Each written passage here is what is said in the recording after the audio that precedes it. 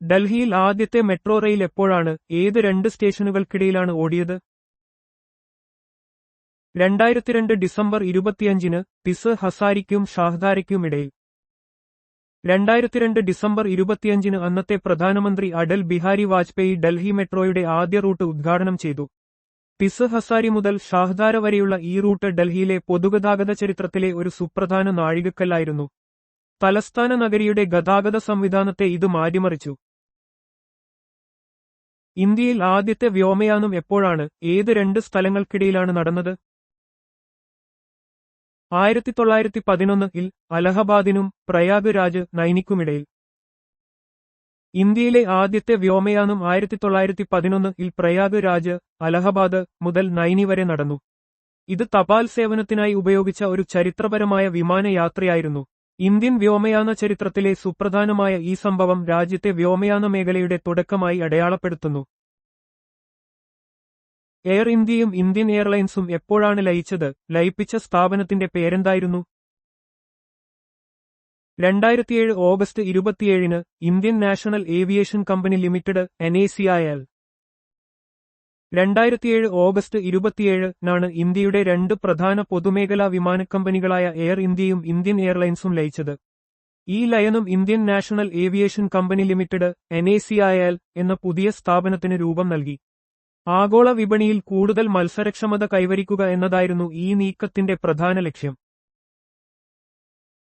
പവൻ Hans limited എപ്പോഴാണ് സ്ഥാപിതമായത്? അതിന്റെ പ്രധാന ലക്ഷ്യം എന്തായിരുന്നു? 1985-ൽ പെട്രോളിയം മേഖലയുടെ വ്യോമയാന ആവശ്യങ്ങൾ നിറവേറ്റുന്നതിനായി. 1985-ൽ സ്ഥാപിതമായ പവൻ ഹാൻസ് ലിമിറ്റഡ് ഇന്ത്യയിലെ പ്രമുഖ ഹെലികോപ്റ്റർ സേവന ദാതാവാണ്.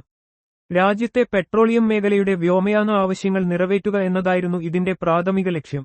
ഓഫ്ഷോർ പ്രവർത്തനങ്ങൾക്കും ദുർഘടമായ പ്രദേശങ്ങളിലെ യാത്രയ്ക്കും ഇത് നിർണായക സേവനങ്ങൾ നൽകുന്നു. എയർപോർട്ട് അതോറിറ്റി ഓഫ് ഇന്ത്യ എപ്പോഴാണ് രൂപീകരിച്ചത്?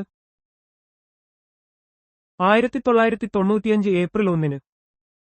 1995 ഏപ്രിൽ 1-നാണ് എയർപോർട്ട് അതോറിറ്റി ഓഫ് ഇന്ത്യ രൂപീകരിച്ചത്.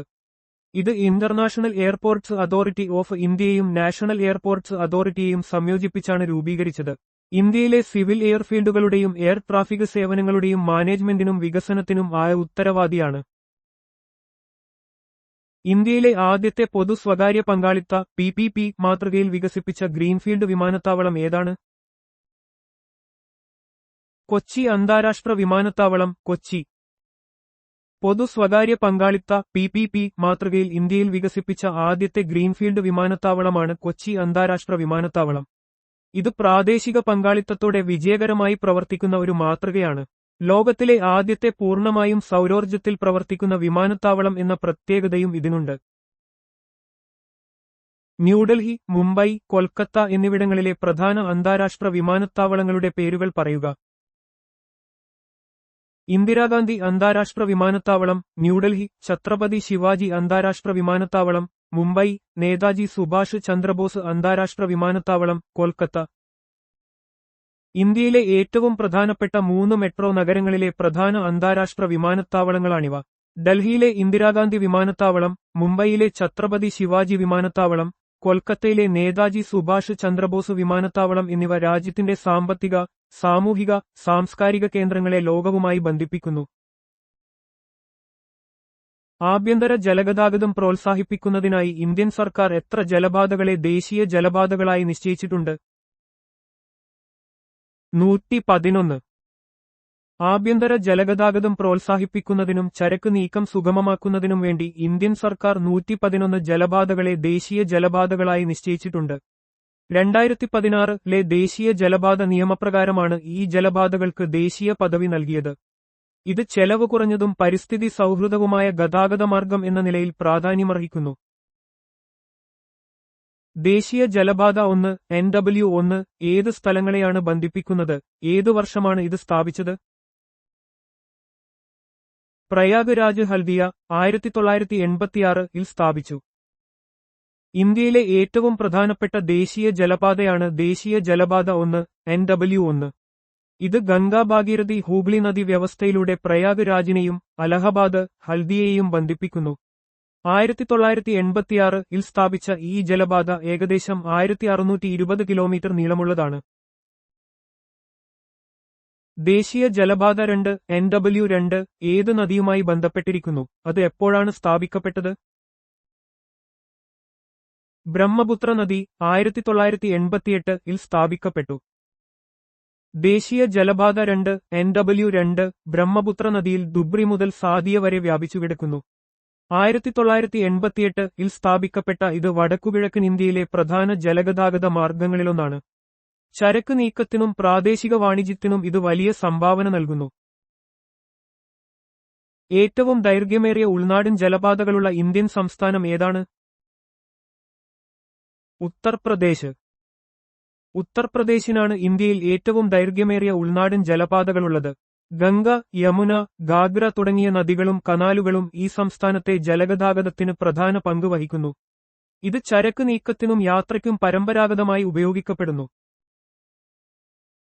സാഗർമാല പദ്ധതിയുടെ ഉത്തരവാദിത്തമുള്ള കേന്ദ്ര മന്ത്രാലയം ഏതാണ്?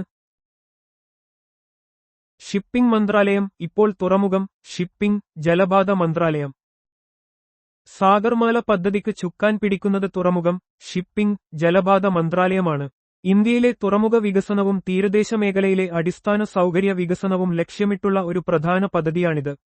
രാജ്യത്തിന്റെ ലോജിസ്റ്റിക്സ് ചെലവ് കുറയ്ക്കാനും വ്യാപാരം വർദ്ധിപ്പിക്കാനും ഇത് സഹായിക്കും.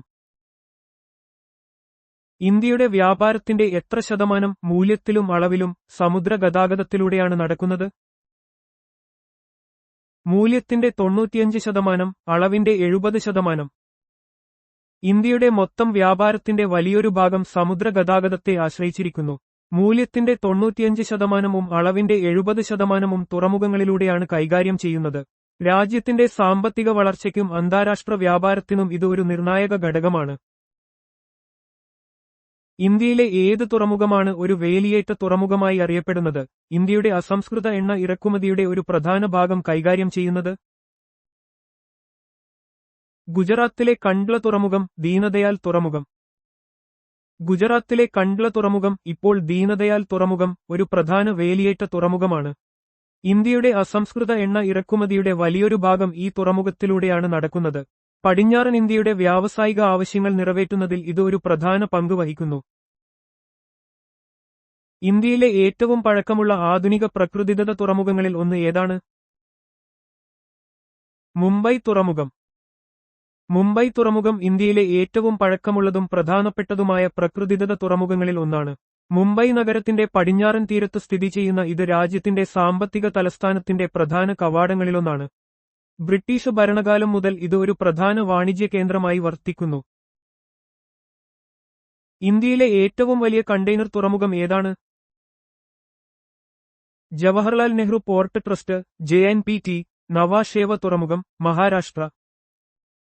മഹാരാഷ്ട്രയിലെ Jawaharlal Nehru port trust, JNPT, നവാഷേവ തുറമുഖം എന്നും അറിയപ്പെടുന്നു. ഇന്ത്യയിലെ ഏറ്റവും വലിയ കണ്ടെയ്നർ തുറമുഖമാണ്. ഇത് ആഗോള കണ്ടെയ്നർ വ്യാപാരത്തിൽ ഇന്ത്യയുടെ പങ്ക് ഉറപ്പിക്കുന്നു. മുംബൈ തുറമുഖത്തിന്റെ തിരക്ക് കുറയ്ക്കാനായി 1989 ഇത് സ്ഥാപിക്കപ്പെട്ടു. പടിഞ്ഞാറൻ തീരത്തുള്ള ഏത് 2 പ്രധാന തുറമുഖങ്ങളാണ് ഇരുമ്പയിര് കയറ്റുമതിക്ക് പ്രശസ്തമായത്? മർമഗോവ തുറമുഖം, ഗോവ, കൂടാതെ ന്യൂ മാംഗ്ലൂർ തുറമുഖം, കർണാടക. ഗോവയിലെ മർമഗോവ തുറമുഖവും കർണാടകയിലെ ന്യൂ മാംഗ്ലൂർ തുറമുഖവും പടിഞ്ഞാറൻ തീരത്തെ പ്രധാന തുറമുഖങ്ങളാണ്.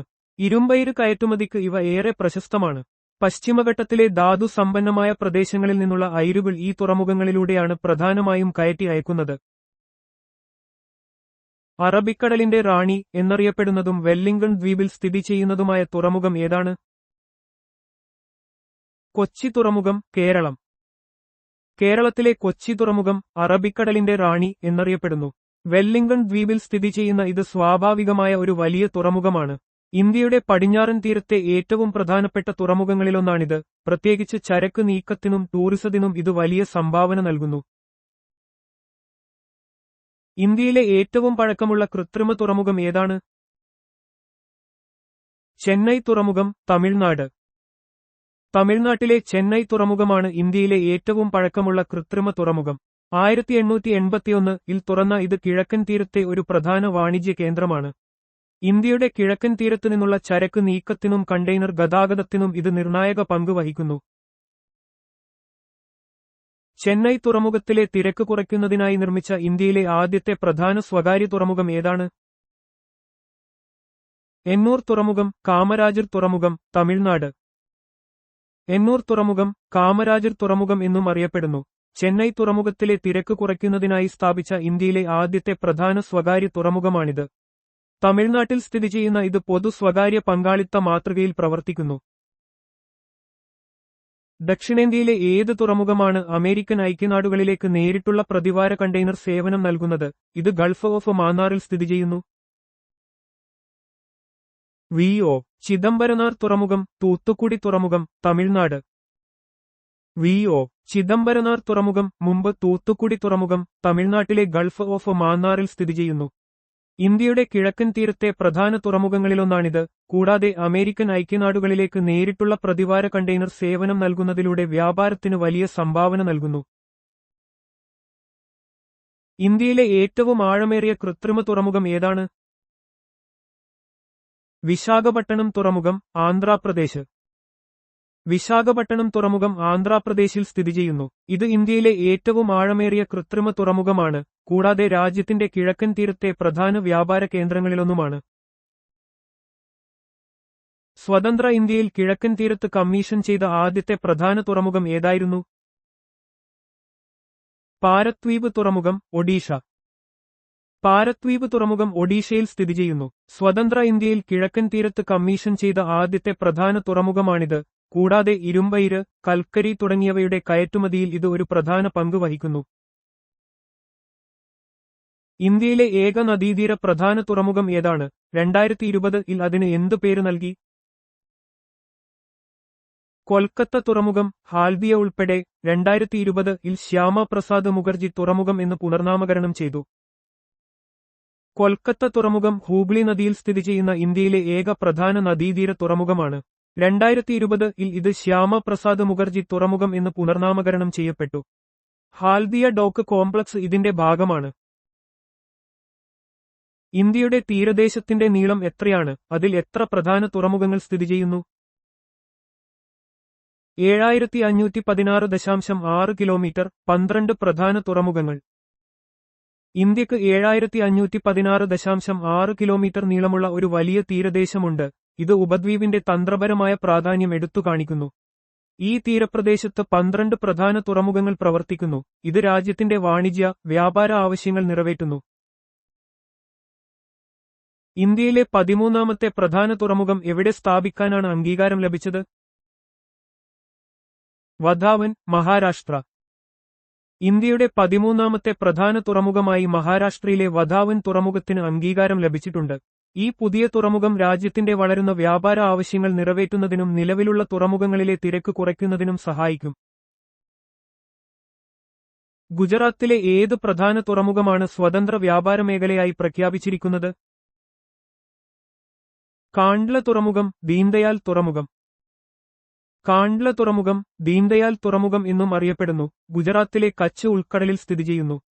ഇത് ഒരു ടൈഡൽ പോർട്ടാണ്. വേലിയേറ്റ തുറമുഖം. കൂടാതെ ഇന്ത്യയിലെ ആദ്യത്തെ പ്രധാന സ്വതന്ത്ര വ്യാപാര മേഖലയായി പ്രഖ്യാപിച്ച തുറമുഖമാണിത്. ഇന്ത്യയിലെ ഏറ്റവും വലിയ കപ്പൽ നിർമ്മാണ അറ്റകുറ്റപ്പണിശാല ഏതാണ്? Cochin shipyard limited, CSL, Keralam. കേരളത്തിലെ കൊച്ചിയിൽ സ്ഥിതി ചെയ്യുന്ന കൊച്ചിൻ ഷിപ്പ്യാർഡ് ലിമിറ്റഡ്, CSL, ഇന്ത്യയിലെ ഏറ്റവും വലിയ കപ്പൽ നിർമ്മാണ അറ്റകുറ്റപ്പണിശാലയാണ്. ഇത് ഇന്ത്യൻ നാവികസേനയ്ക്കും മറ്റ് കപ്പൽ ഉടമകൾക്കും കപ്പലുകൾ നിർമ്മിക്കുകയും അറ്റകുറ്റപ്പണികൾ നടത്തുകയും ചെയ്യുന്നു. ADB സഹായത്തോടെ വികസിപ്പിച്ച ഇന്ത്യയിലെ ആദ്യത്തെ ഏറ്റവും വലിയ കമ്പ്യൂട്ടർവൽക്കരിച്ചതും കോർപ്പറേറ്റ് തുറമുഖവും ഏതാണ്? എണ്ണൂർ തുറമുഖം, കാമരാജർ തുറമുഖം, തമിഴ്നാട്. തമിഴ്നാട്ടിലെ എണ്ണൂർ തുറമുഖം, കാമരാജർ തുറമുഖം ഏഷ്യൻ ഡെവലപ്മെന്റ് ബാങ്കിന്റെ ADB സഹായത്തോടെയാണ് വികസിപ്പിച്ചത്. ഇത് ഇന്ത്യയിലെ ആദ്യത്തെ ഏറ്റവും വലിയ കമ്പ്യൂട്ടർവൽക്കരിച്ചതും പൂർണ്ണമായും കോർപ്പറേറ്റ്വൽക്കരിച്ചതുമായ തുറമുഖമാണ്. ഇന്ത്യയിൽ രാസമാലിന്യങ്ങൾ നീക്കം ചെയ്യുന്നതിനായി പ്രത്യേകം നിർമ്മിച്ച തുറമുഖം ഏതാണ്? ദഹേജ് തുറമുഖം, ഗുജറാത്ത്. ഗുജറാത്തിലെ ഭരൂച്ച് ജില്ലയിൽ സ്ഥിതി ചെയ്യുന്ന ദഹേജ് തുറമുഖം രാസമാലിന്യങ്ങൾ കൈകാര്യം ചെയ്യാനും സംസ്കരിക്കാനും വേണ്ടി പ്രത്യേകമായി രൂപകൽപ്പന ചെയ്ത ഇന്ത്യയിലെ ഏക തുറമുഖമാണ്. ഇത് വ്യാവസായിക ആവശ്യങ്ങൾക്കും പ്രധാനപ്പെട്ടതാണ്. ഇന്ത്യയിലെ ഏറ്റവും വലിയ കപ്പൽ പൊളിക്കൽ കേന്ദ്രം എവിടെയാണ് സ്ഥിതി ചെയ്യുന്നത്? അലാങ്, ഗുജറാത്ത്. ഗുജറാത്തിലെ ഭാവ്നഗർ ജില്ലയിലുള്ള അലാങ് ലോകത്തിലെ തന്നെ ഏറ്റവും വലിയ കപ്പൽ പൊളിക്കൽ കേന്ദ്രങ്ങളിലൊന്നാണ്. പഴയ കപ്പലുകൾ പൊളിച്ച് ലോഹങ്ങളും മറ്റു വസ്തുക്കളും പുനരുപയോഗം ചെയ്യുന്നതിൽ ഇത് പ്രധാന പങ്ക് വഹിക്കുന്നു. കൊച്ചിൻ ഷിപ്പ്യാർഡ് ലിമിറ്റഡ് എന്ന് സ്ഥാപിതമായി 1972. ഇന്ത്യയിലെ ഏറ്റവും വലിയ കപ്പൽ നിർമ്മാണശാലകളിൽ ഒന്നായ കൊച്ചിൻ ഷിപ്പ്യാർഡ് ലിമിറ്റഡ് CSL 1972 സ്ഥാപിക്കപ്പെട്ടു. ഇന്ത്യൻ നാവികസേനയ്ക്കും മറ്റ് ആവശ്യങ്ങൾക്കും വേണ്ടി കപ്പലുകൾ നിർമ്മിക്കുന്നതിലും അറ്റകുറ്റപ്പണികൾ ചെയ്യുന്നതിലും ഇത് ഒരു പ്രധാന സ്ഥാപനമാണ്. ഇന്ത്യയിൽ വ്യാവസായികാടിസ്ഥാനത്തിലുള്ള ഇരുമ്പ് ഉത്പാദനം എപ്പോൾ, എവിടെയാണ് ആരംഭിച്ചത്? 1870 പശ്ചിമ ബംഗാളിലെ കുൾട്ടിയിൽ ബംഗാൾ അയൺ വർക്ക്സ് ആണ് ഇത് ആരംഭിച്ചത്. ഇന്ത്യയിൽ ആദ്യമായി വ്യാവസായികാടിസ്ഥാനത്തിലുള്ള ഇരുമ്പ് ഉത്പാദനം 1870 പശ്ചിമ ബംഗാളിലെ കുൾട്ടിയിൽ ബംഗാൾ അയൺ വർക്ക്സ് എന്ന സ്ഥാപനം ആരംഭിച്ചു. ഇത് ആധുനിക ഇന്ത്യൻ ഇരുമ്പ് ഉരുക്ക് വ്യവസായത്തിന്റെ തുടക്കമായി കണക്കാക്കപ്പെടുന്നു. Tata Iron and Steel Company TISCO എപ്പോൾ, എവിടെയാണ് സ്ഥാപിതമായത്? 1907 സാക്ചിയിൽ, ഇപ്പോൾ ജംഷഡ്പൂർ, ബീഹാർ, ഇപ്പോൾ ജാർഖണ്ഡ്. ഇന്ത്യൻ വ്യവസായ ചരിത്രത്തിലെ ഒരു സുപ്രധാന നാഴികക്കല്ലായിരുന്നു Tata Iron and Steel Company TISCO സ്ഥാപിച്ചത്. 1907 ജംഷഡ്ജി ടാറ്റയുടെ നേതൃത്വത്തിൽ ജാർഖണ്ഡിലെ സാക്ചിയിൽ, ഇന്നത്തെ ജംഷഡ്പൂർ, ഇത് സ്ഥാപിതമായി. ടാറ്റ അയൺ ആൻഡ് സ്റ്റീൽ പ്ലാന്റിനായുള്ള ടിസ്കോ പ്രധാന അസംസ്കൃത വസ്തുക്കളുടെ ഉറവിടങ്ങൾ എന്തൊക്കെയായിരുന്നു? സുവർണരേഖ, കാർക്കായി നദികളിൽ നിന്നുള്ള വെള്ളം, നോവാമുണ്ടിൽ നിന്നും ബദം പഹാറിൽ നിന്നുമുള്ള ഇരുമ്പയിര്. Tata Iron and Steel plant സ്ഥാപിക്കുന്നതിന് അനുയോജ്യമായ സ്ഥാനം തിരഞ്ഞെടുക്കുന്നതിൽ അസംസ്കൃത വസ്തുക്കളുടെ ലഭ്യത ഒരു പ്രധാന ഘടകമായിരുന്നു.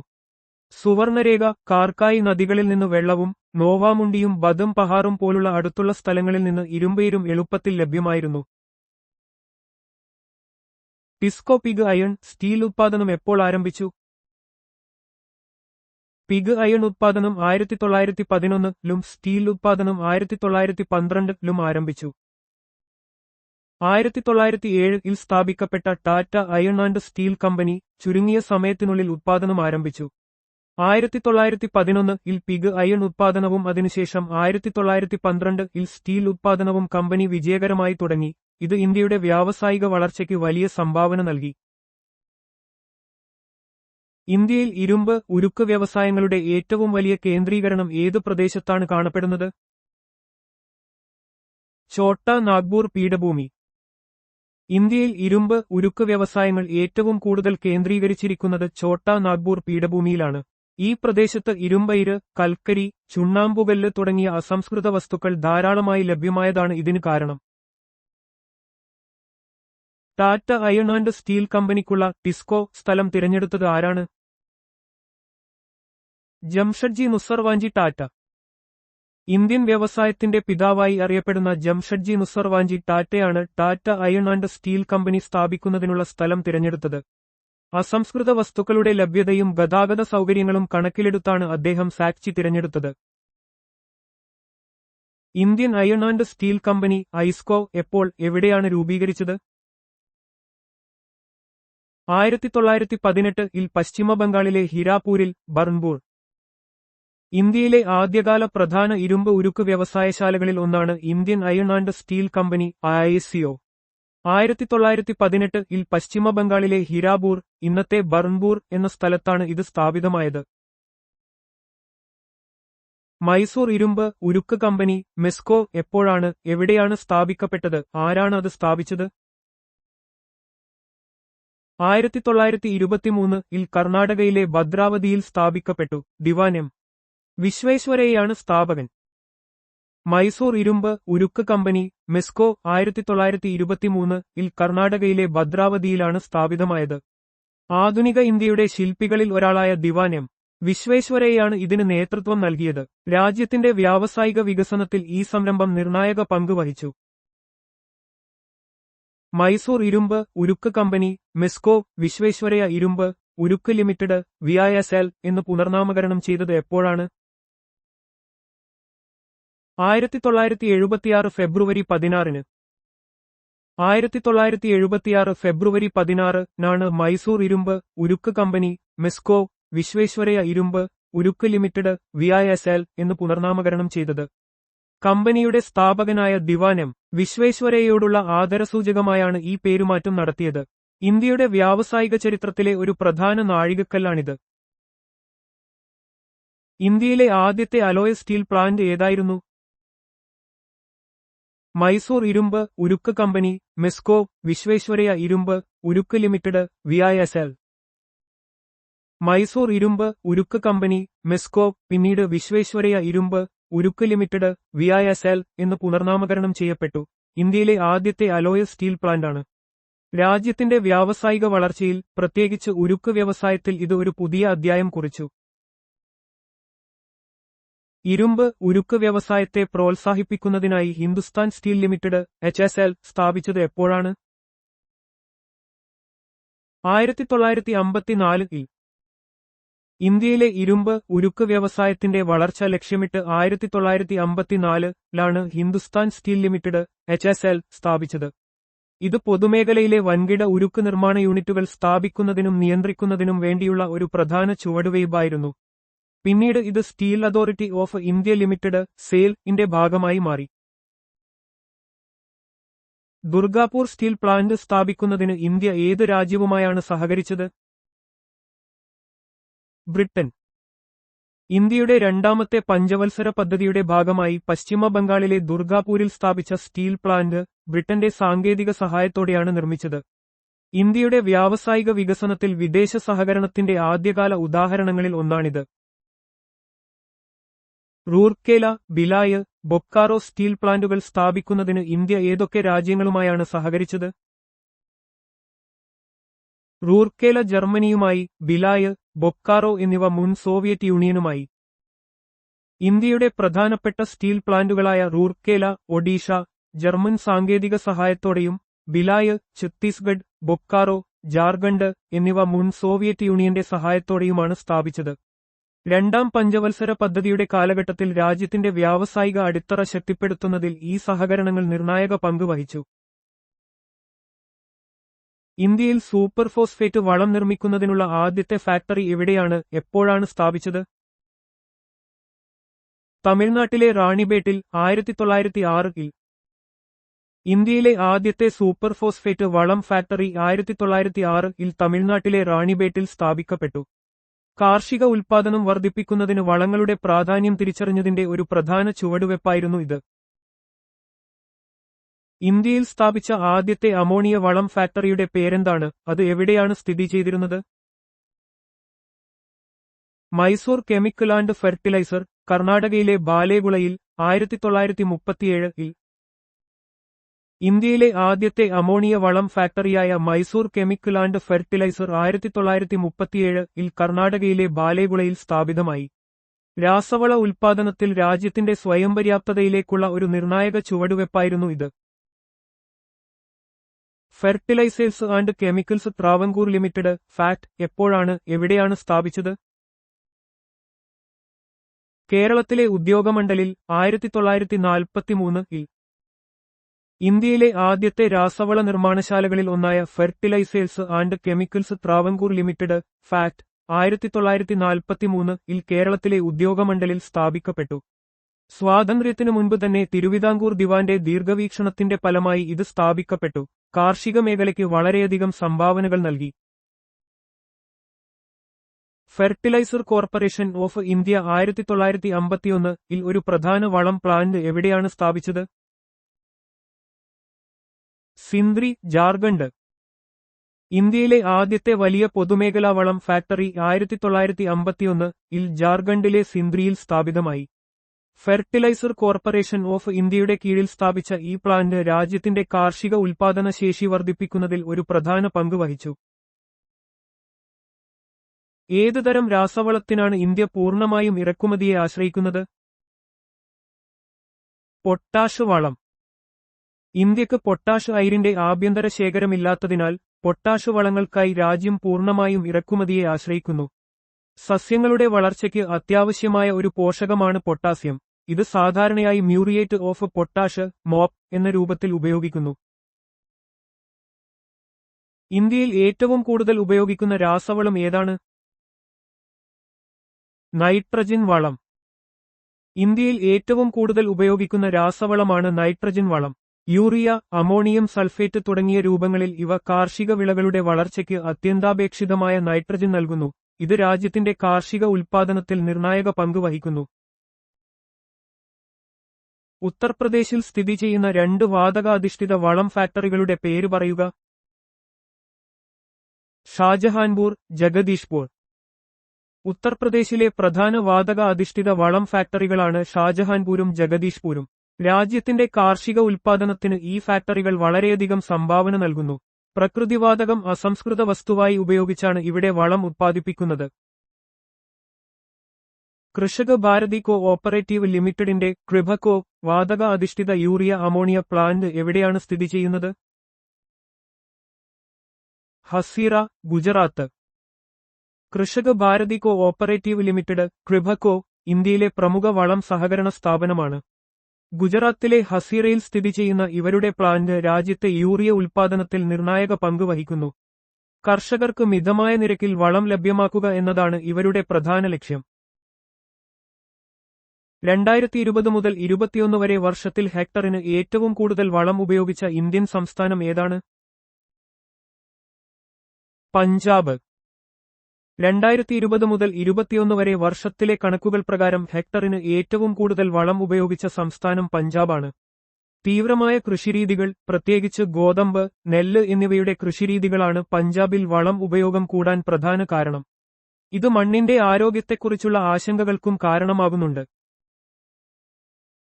ഇന്ത്യയിലെ വലിയ വ്യാവസായിക മേഖലകളെ എത്ര പ്രധാന വ്യവസായ പ്രദേശങ്ങളായി തിരിച്ചിരിക്കുന്നു? 8. ഇന്ത്യയുടെ വ്യാവസായിക ഭൂമിശാസ്ത്രത്തെ പ്രധാനമായും 8 വലിയ വ്യവസായ പ്രദേശങ്ങളായി തരംതിരിച്ചിരിക്കുന്നു.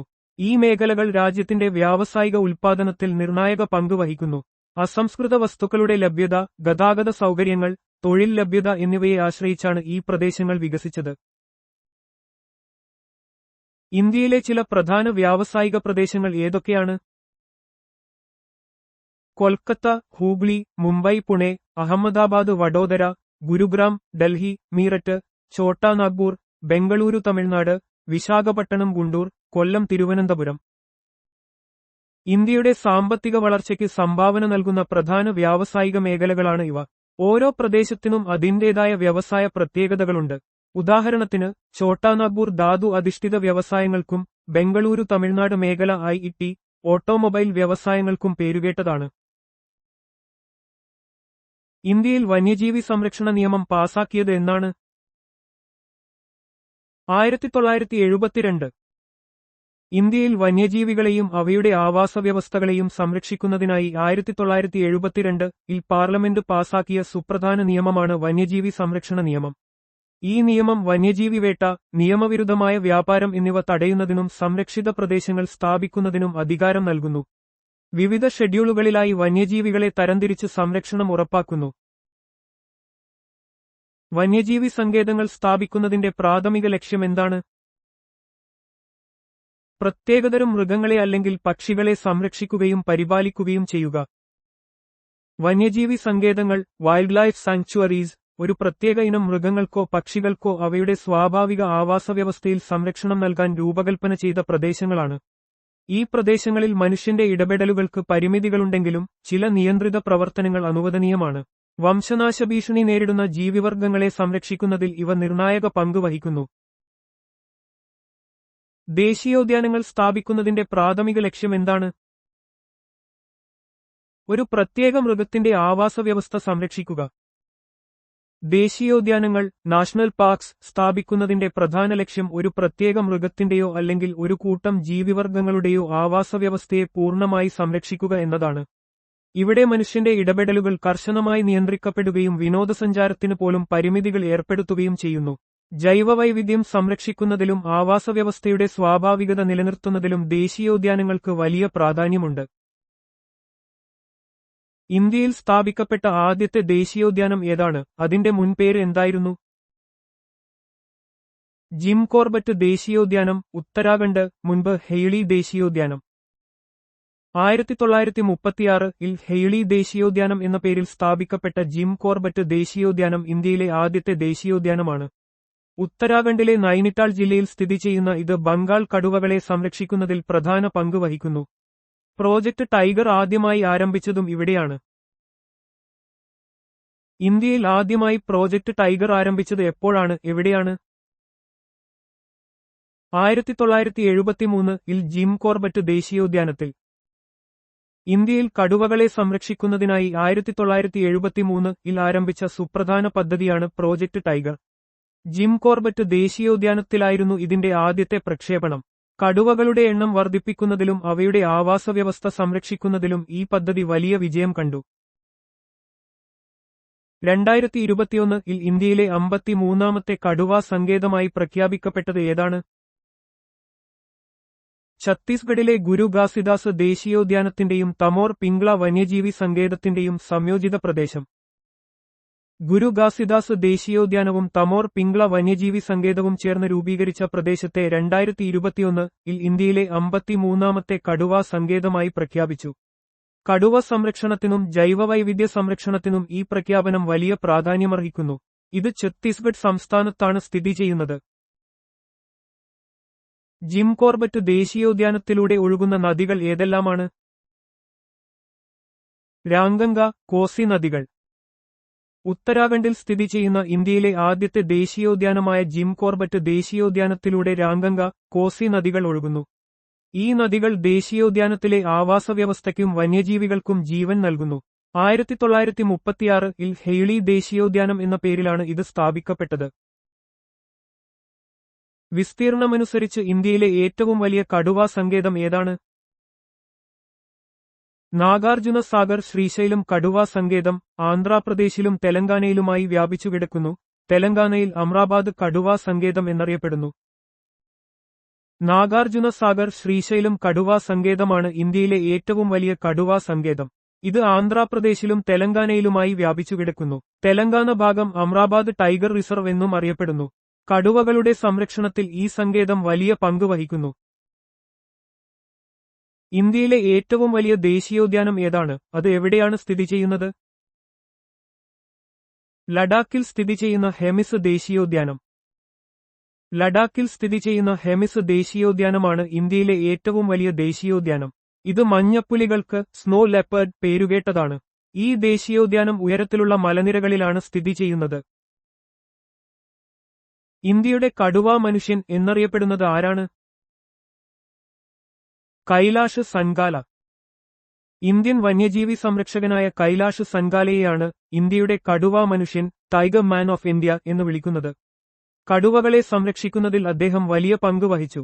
പ്രോജക്ട് ടൈഗറിന്റെ ആദ്യ ഡയറക്ടർ കൂടിയായിരുന്നു അദ്ദേഹം. വിസ്തീർണമനുസരിച്ച് ഇന്ത്യയിലെ ഏറ്റവും ചെറിയ കടുവാ സങ്കേതം ഏതാണ്? ബോർ കടുവാ സങ്കേതം, മഹാരാഷ്ട്ര.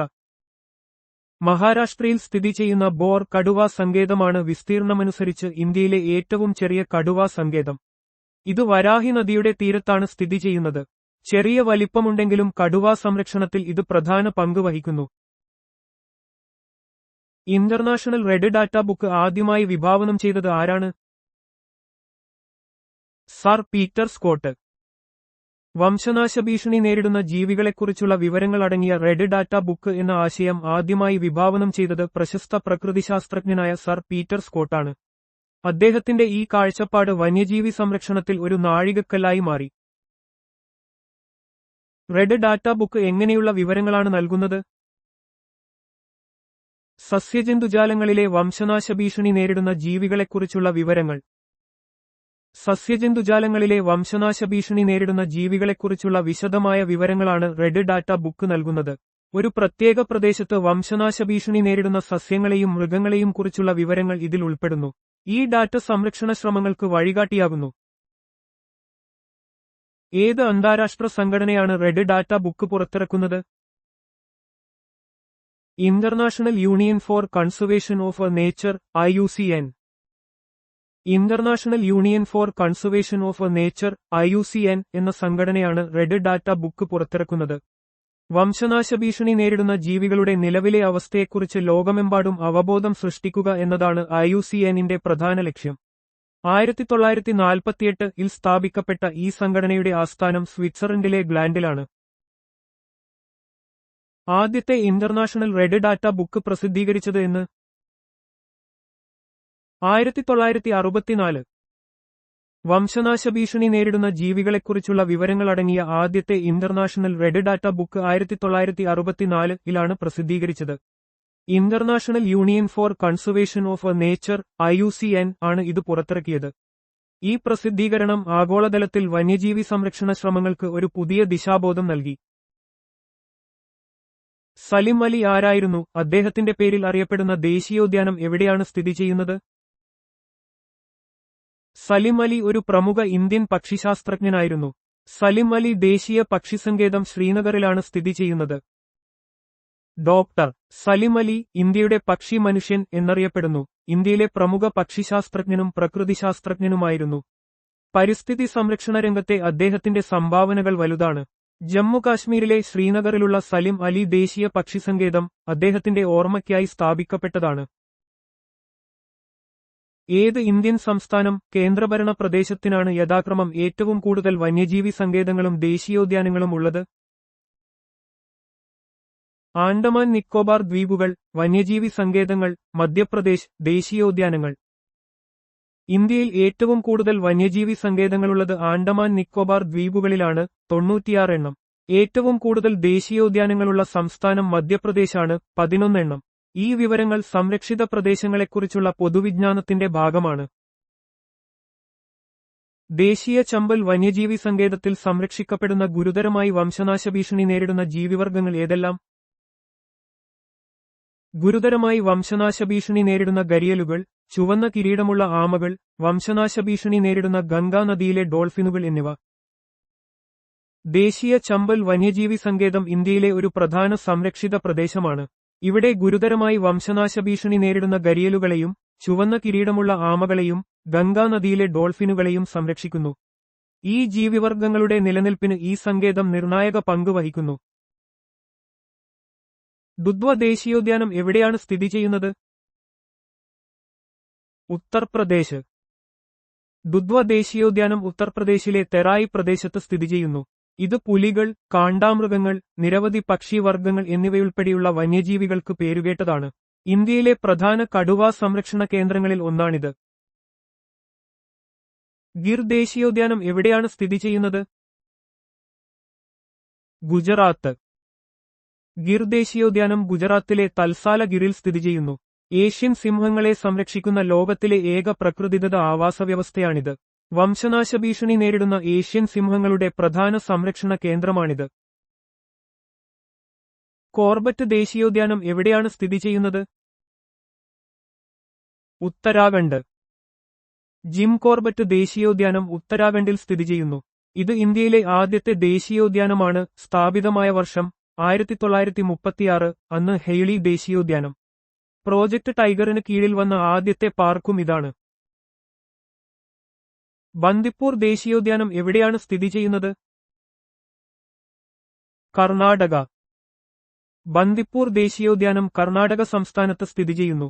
ഇന്ത്യയിലെ ഏറ്റവും പ്രശസ്തമായ കടുവാ സംരക്ഷണ കേന്ദ്രങ്ങളിലൊന്നാണിത്. കൂടാതെ വിവിധയിനം വന്യജീവികളെയും ഇവിടെ കാണാം.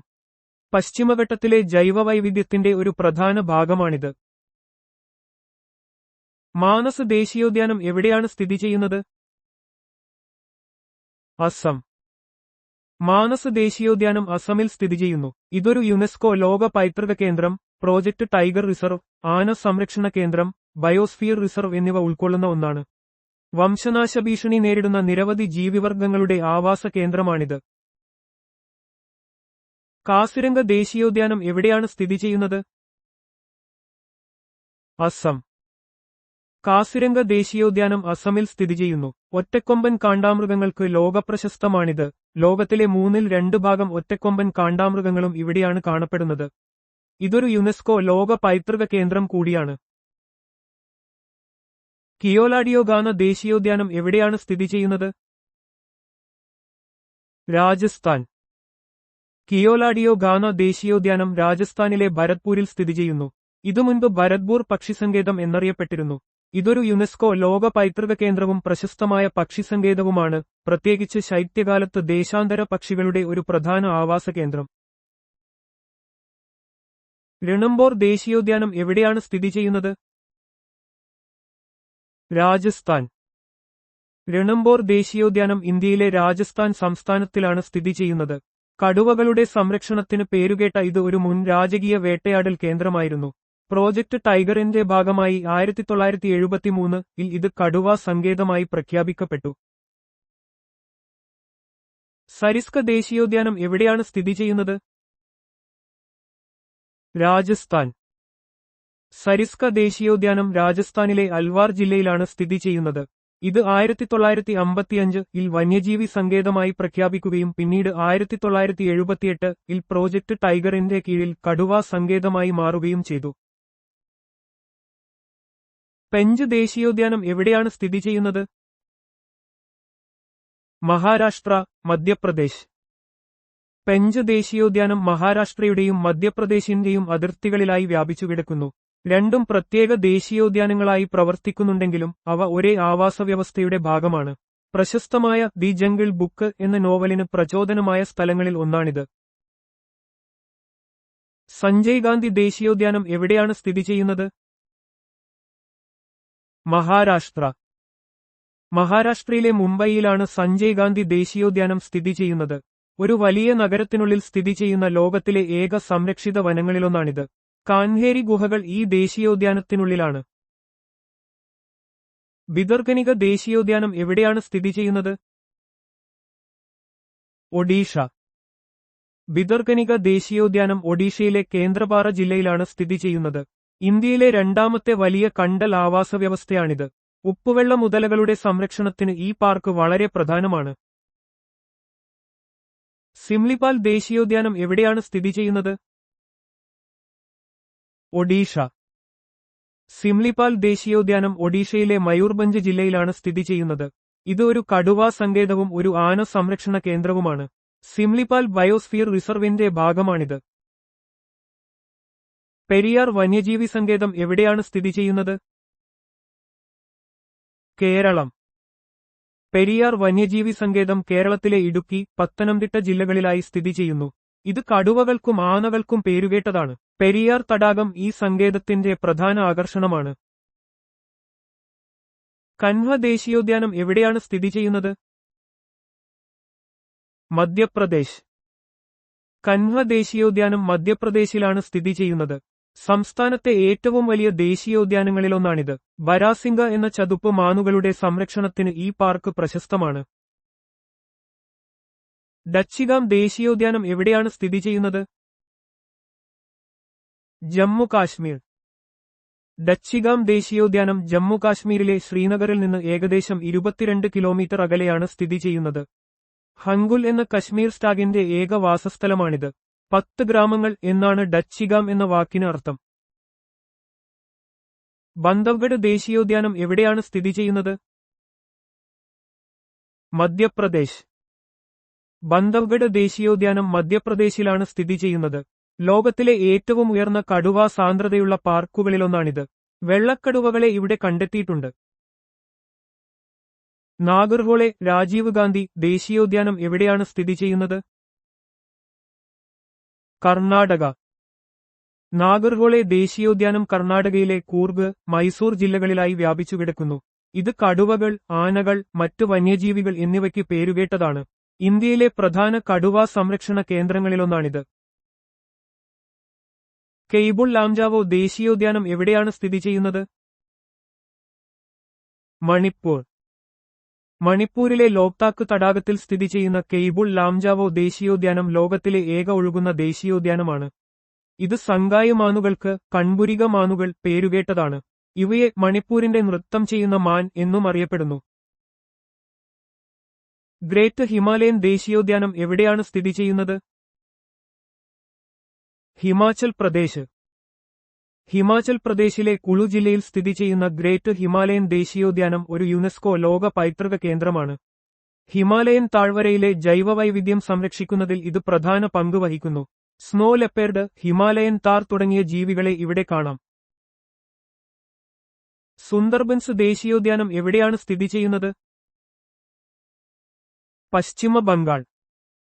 പശ്ചിമ ബംഗാളിലെ ഗംഗ ബ്രഹ്മപുത്ര ഡെൽറ്റയിൽ സ്ഥിതി ചെയ്യുന്ന സുന്ദർബൻസ് ദേശീയോദ്യാനം കണ്ടൽക്കാടുകൾക്ക് പേരുകേട്ടതാണ്. ഇത് റോയൽ ബംഗാൾ കടുവകളുടെ ആവാസ കേന്ദ്രമാണ്. ഈ ദേശീയോദ്യാനം ഒരു യുനെസ്കോ ലോക പൈതൃക കേന്ദ്രം കൂടിയാണ്. നംദാഫ ദേശീയോദ്യാനം എവിടെയാണ് സ്ഥിതി ചെയ്യുന്നത്? അരുണാചൽ പ്രദേശ്. അരുണാചൽ പ്രദേശിൽ സ്ഥിതി ചെയ്യുന്ന നംദാഫ ദേശീയോദ്യാനം ഇന്ത്യയിലെ ഏറ്റവും വലിയ സംരക്ഷിത പ്രദേശങ്ങളിലൊന്നാണ്. ഈ ഉദ്യാനം അതിന്റെ അതുല്യമായ ജൈവവൈവിധ്യത്തിനും വൈവിധ്യമാർന്ന സസ്യജന്തുജാലങ്ങൾക്കും പേരുകേട്ടതാണ്. ഇത് ഇന്ത്യയിലെ ഒരു പ്രധാന കടുവാ സംരക്ഷണ കേന്ദ്രം കൂടിയാണ്.